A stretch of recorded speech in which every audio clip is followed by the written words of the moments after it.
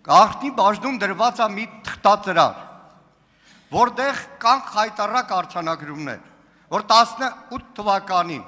բարձրագույն զինվորական պաշտոնի նշանակում է կատարել Նիկոլ Փաշինյանը խիստ կասկածելի հիմքով։ Կա արձանագրում, որ բարձրագույն զինվորական պաշտոնի եղել է մարդ, որը չի բացառում, որ այլ երկրի ազդեցության գործակալ է։ Կա արձանագրում, որ տասնյակ միլիոնավոր դոլարների ռազմական գնում է կատարվել, հակառակ ձեր զգուշացումների Նիկոլ Փաշինյանի, բայց որևէ արդյունք չունի։ Կա արձանագրում,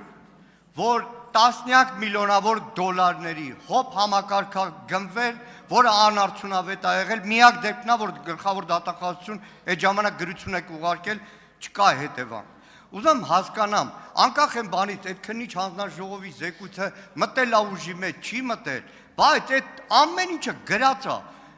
ու դրած է ազգային ժողովում, լուծումը որն է։